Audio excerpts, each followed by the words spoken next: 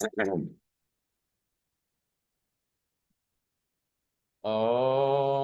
कूजन्तं राम रामेति मधुरं मधुराक्षरम् आरुह्य कविता शाखां वन्दे वाल्मीकिकोकिलम् वाल्मीकिर्मुनिसिंहस्य कवितावनचारिणः शृण्वन् रामकथानादं को न याति परां गतिम् यः पिबन् सततं राम चरितामृतसागरम् अतृप्तस्तं मुनिं वन्दे प्राचेतसमकल्मषम् गोष्पदीकृतवारीशं मसकीकृतराक्षसं रामायण महामाला रत्नं वन्दे नीलात्मजम् भवतां समेषां श्रीमद् वाल्मीकि रामायण पारायणोपक्रमे हार्दं स्वागतम् अभिनंदनं च।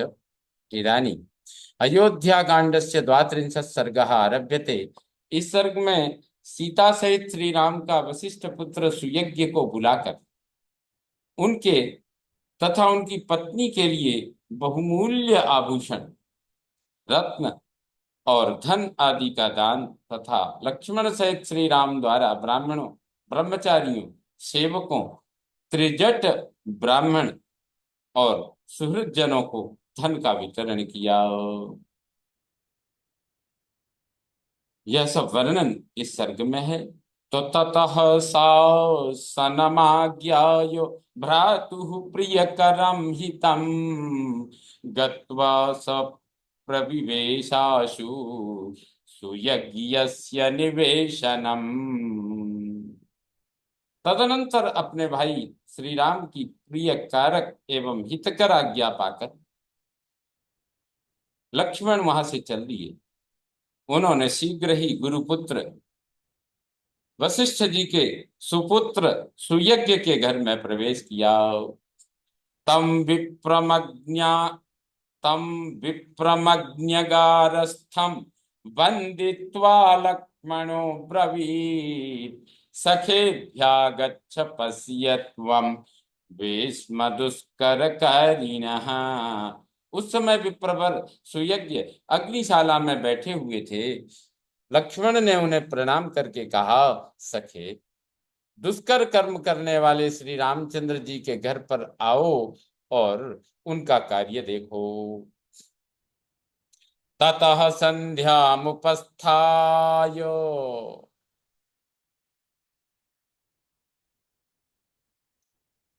ततः संध्यामुपस्थाय गत्वा सौमित्रिणा सह हरिद्धं सप्राविसल्लक्ष्म्या रम्यं रामनिवेशनम्।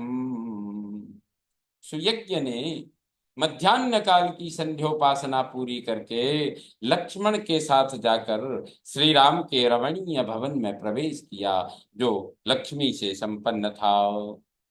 तमागतं वेदविदं प्राञ्जलिः सीतया सह सुयज्ञमभिचक्राम राघवोऽग्निमिवार्चितम्। होमकाल में पूजित अग्नि के समान तेजस्वी वेद वेदता सुयज्ञ को आया जान सीता सहित श्री राम ने हाथ जोड़कर उनकी अगवानी की।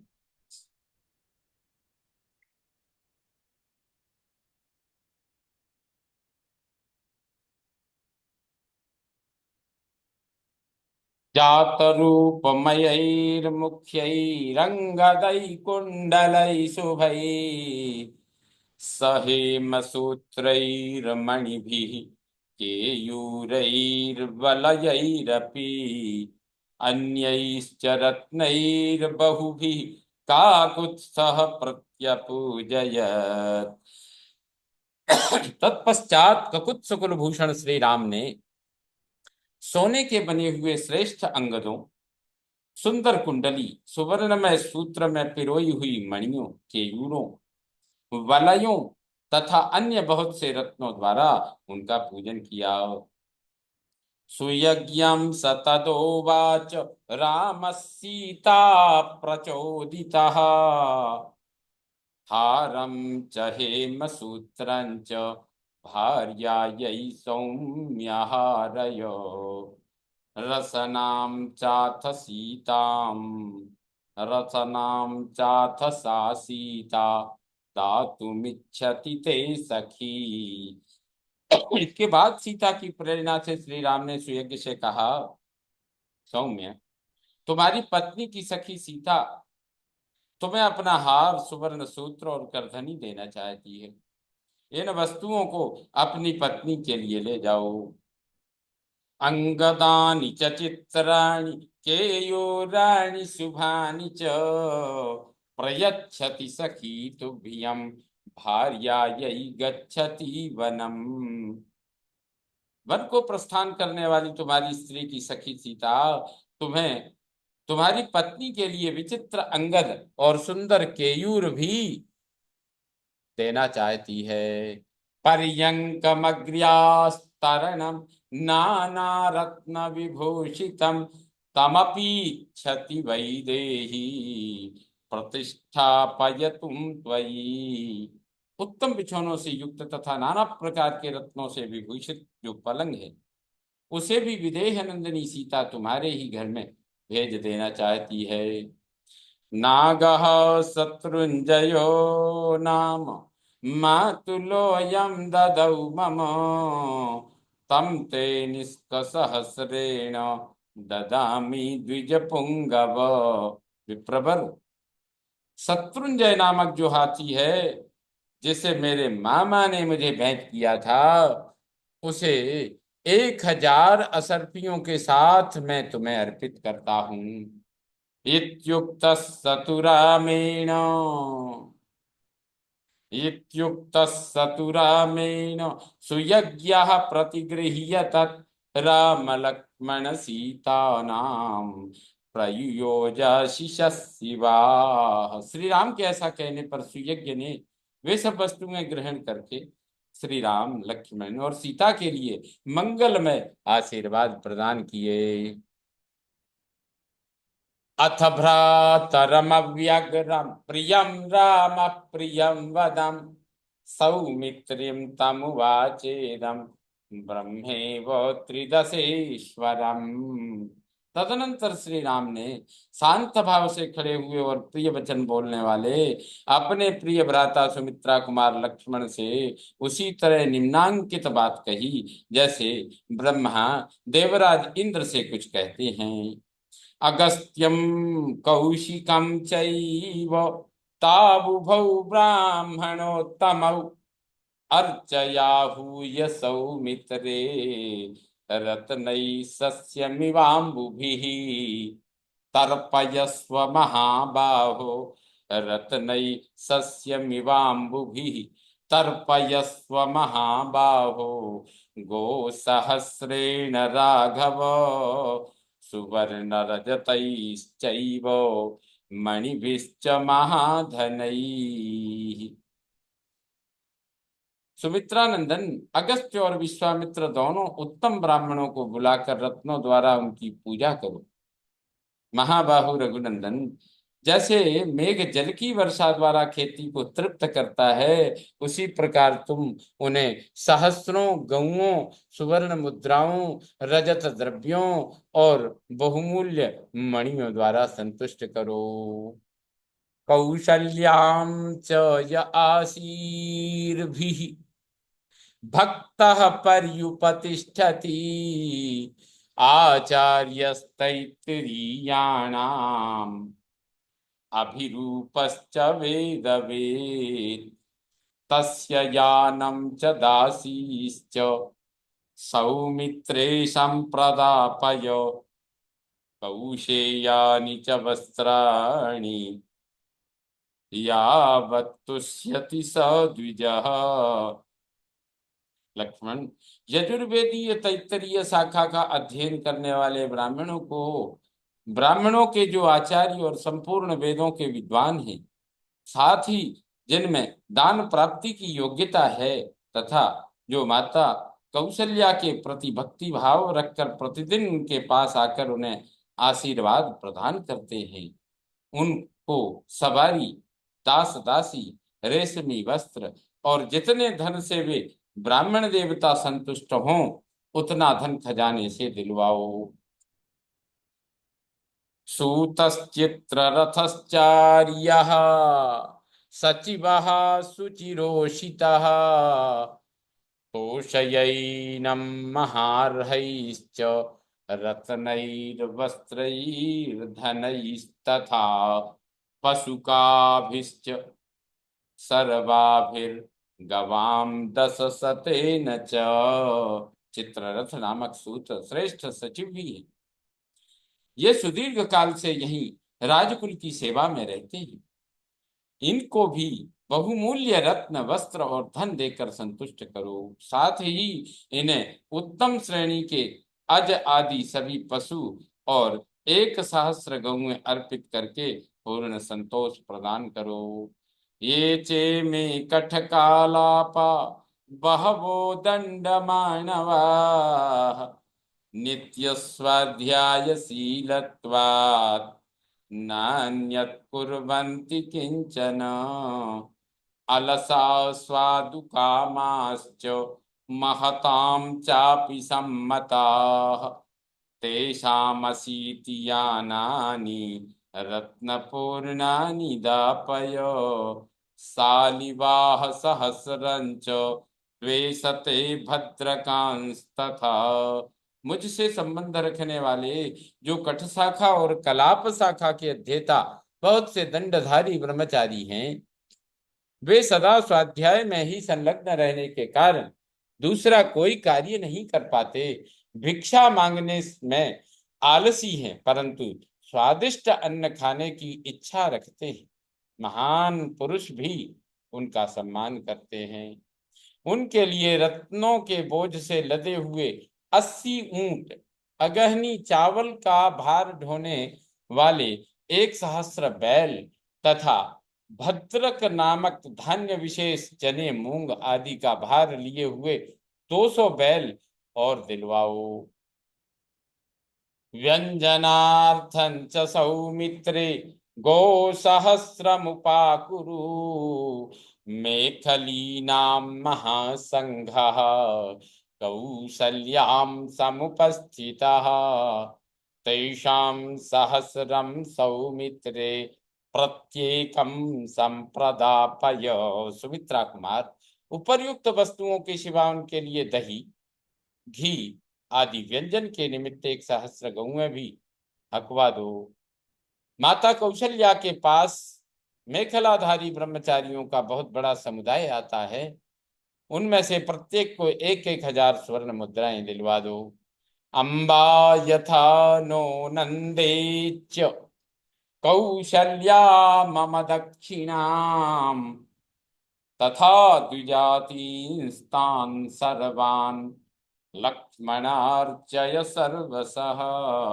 लक्ष्मण, उन समस्त ब्रह्मचारी ब्राह्मणों को मेरे द्वारा दिलाई हुई दक्षिणा देकर मेरे द्वारा दिलाई हुई दक्षिणा देखकर जिस प्रकार मेरी माता कौशल्या आनंदित हो उठे, उसी प्रकार तुम उन सब की सब प्रकार से पूजा करो। ततः पुरुष शार्दूलः तद्धनं लक्ष्मण स्वयं यथोक्तं ब्राह्मणेन्द्राणाम् अददात् धनदो यथा। इस प्रकार आज्ञा प्राप्त होने पर पुरुष सिंह लक्ष्मण ने स्वयं ही कुबेर की भांति श्री राम के कथनानुसार उन श्रेष्ठ ब्राह्मणों को उस धन का दान किया। अथा ब्रवीत् बाष्पगलांस् तिष्ठतश्चोपजीविनः सप्रदाय बहुद्रव्यम् एकैकस्योपजीवनम् लक्ष्मणस्य च यद्भीष्म गृहं च यदिदं मम अशून्यं कार्यमेकैकं यावदागमनं मम। इसके बाद वहां खड़े हुए अपने आश्रित सेवकों को, जिनका गला आंसुओं से रुंधा हुआ था, बुलाकर श्री राम ने उनमें से एक एक को 14 वर्षों तक जीविका चलाने योग्य बहुत सा द्रव्य प्रदान किया। उन सब से कहा, जब तक मैं वन से लौट कर ना आऊं तब तक तुम लोग लक्ष्मण के और मेरे इस घर को कभी सूना न करना, छोड़कर अन्यत्र न जाना। इत्युक्त्वा दुःखितं सर्वं जनं तमुपजीविनम् उवाचेदं धनाध्यक्षं धनमानीयतां मम। वे सब सेवक श्री राम के वनगमन से बहुत दुखी थे। उनसे उपर्युक्त बात कहकर श्री राम अपने धनाध्यक्ष खजांची से बोले, खजाने में मेरा जितना धन है वह सब ले जाओ, वह सब ले आओ। ततोऽस्यो धनमाजह्नुः सर्व एवोपजीविनः सरासिः सुमहांस्तत्र दर्शनीयो ह्यदृश्यत। यह सुनकर सभी सेवक उनका धन ढो ढो कर ले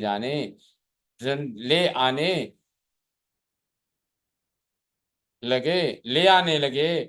वहां उस धन की बहुत बड़ी राशि एकत्र हुई दिखाई देने लगी, जो देखने ही योग्य थी। ततस्स पुरुष व्याघ्रस्तद्धनं सह लक्ष्मणः द्विजेभ्यो बाल वृद्धेभ्यः कृपणेभ्यो यदापयत्। तब लक्ष्मण सहित पुरुष सिंह श्री राम ने बालक और बूढ़े, ब्राह्मणों तथा दीन दुखियों को वह सारा धन बंटवा दिया। तत्रासीत् पिंगलो गार्ग्यस्त्रिजटो नाम वै द्विजः शतवृत्तिर्वने नित्यम हालकुद्दाललांगली। उन दिनों वहां अयोध्या के आसपास वन में त्रिजट नाम वाले एक गर्ग गोत्रीय ब्राह्मण रहते थे। उनके पास जीविका का कोई साधन नहीं था, इसलिए उपवास आदि के कारण उनके शरीर का रंग पीला पड़ गया था। वे सदा फाल कुदाल और हल लिए वन में फल मूल की तलाश में घुमा करते थे। तम वृद्धम तरुणी भार्या बालानादाय दारकान् अब्रवीत् ब्राह्मणं वाक्यं स्त्रीणां भर्ता हि देवता अपास्य फालं कुद्दालं कुरुष्व वचनं मम रामं दर्शय धर्मज्ञं यदि किंचिदवाप्स्यसि। वे स्वयं तो बूढ़े हो चले थे, परंतु उनकी पत्नी अभी तरुणी थी। उसने छोटे बच्चों को लेकर ब्राह्मण देवता से यह बात कही, प्राणनाथ, यद्यपि स्त्रियों के लिए पति ही देवता है, अतः मुझे आपको आदेश देने का कोई अधिकार नहीं है, तथापि मैं आपकी भक्त हूं, इसलिए विनय पूर्वक यह अनुरोध करती हूं कि आप यह फाल और कुदाल फेंक कर मेरा कहना कीजिए, मेरी बात मानिए, धर्मज्ञ श्री रामचंद्र जी से मिलिए। यदि आप ऐसा करें तो वहां अवश्य कुछ पा जाएंगे। सभार्या या वचः श्रुत्वा साटीमाच्छाद्य दुश्छदाम सप्रातिष्ठत पंथावनम यत्र राम निवेशनम। पत्नी की बात सुनकर ब्राह्मण एक फटी धोती, जिससे मुश्किल से शरीर ढक पाता था, पहनकर उस मार्ग पर चल दिए जहां श्री रामचंद्र जी का महल था। भृग्वंगिरसमं दीप्त्या त्रिजटं जन संसदी आपंचमाया कक्ष्याया नैतम कश्चिदवारयत्। भृगु और अंगिरा के समान तेजस्वी त्रिजट जन समुदाय के बीच से होकर श्री राम भवन की 5वीं जोड़ी तक चले गए, परंतु उनके लिए किसी ने रोक टोक नहीं की। सराममासाद्य तदा त्रिजटो वाक्यमब्रवीत् निर्धनो बहुपुत्रोऽस्मि राजपुत्रो महाबलो शतवृत्तिर्वने नित्यं प्रत्यवेक्षस्व मामिति। उस समय श्री राम के पास पहुंचकर त्रिजट ने कहा, महाबली राजकुमार, मैं निर्धन हूँ, मेरे बहुत से पुत्र हैं, जीविका नष्ट हो जाने से सदा वन में ही रहता हूँ, आप मुझ पर कृपा दृष्टि कीजिए।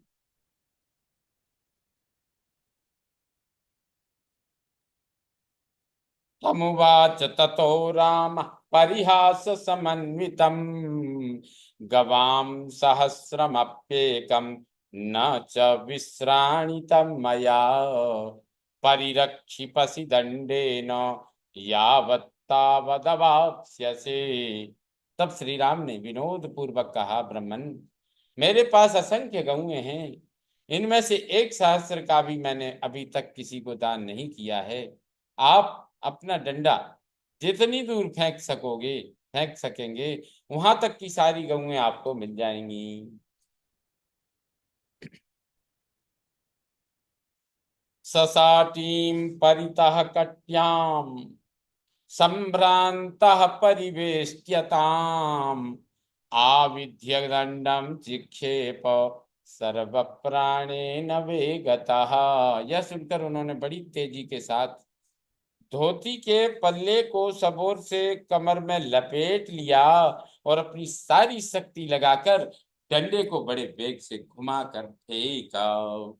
सतीत्वा सरयूपारं दंडस्तस्य कराच्युतः, गोव्रजे बहुसाहसरे पपातो क्षण सन्निधौ।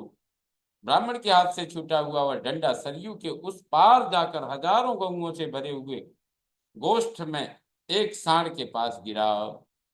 तम परिस्वज्य धर्मात्मा तस्मात् सरयू तटात्, आनयामास तागावस त्रिजटस्याश्रमं प्रति। धर्मात्मा श्री राम ने त्रिजट को छाती से लगा लिया और उस सरयू तट से लेकर उस पार गिरे हुए डंडे के स्थान तक जितनी गऊएं थी, उन सबको मंगवा कर त्रिजट के आश्रम पर भेज दिया। उवाच स तदा रामस्तं गार्ग्यमभिसान्त्वयन्, मन्युर्न खलु कर्तव्यः परिहासो ह्ययं मम। उस समय श्री राम ने गर्गवंशी त्रिजट को सांत्वना देते हुए कहा, ब्राह्मण, मैंने विनोद में यह बात कही थी, आप इसके लिए बुरा न मानिएगा।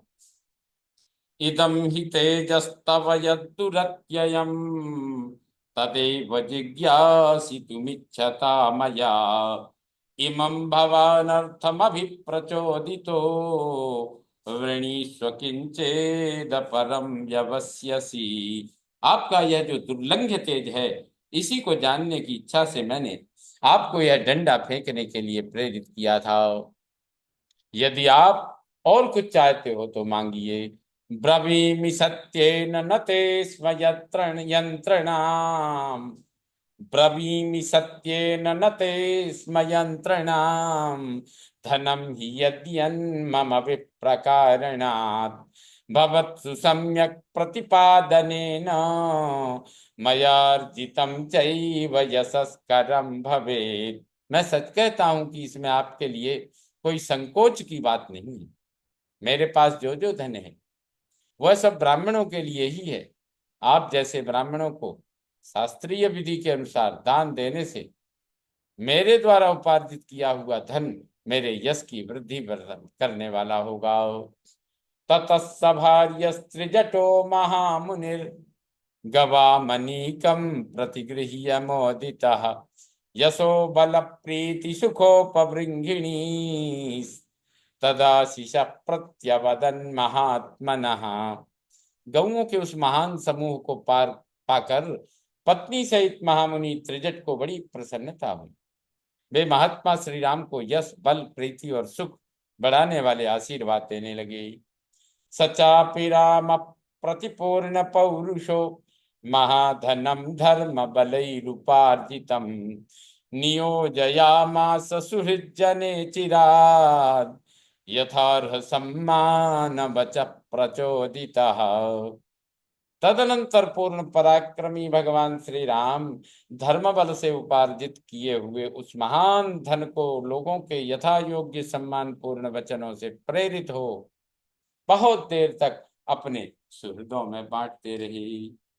द्विजसुहृद्भृत्यजनोऽथवा तदा दरिद्र भिक्षाचरणश्च यो भवेत् न तत्र कश्चिन्न बभूव तर्पितो यथार्ह सम्मानन दान संभ्रमैः।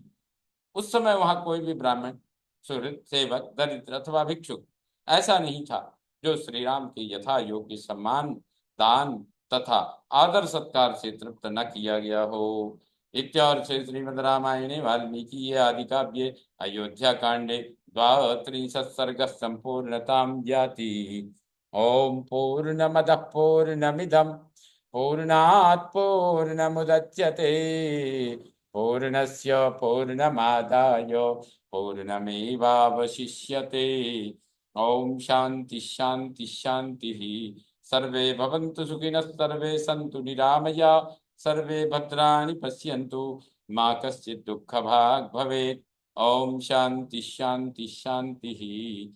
श्रीरामचन्द्रो विजयते तदाम्।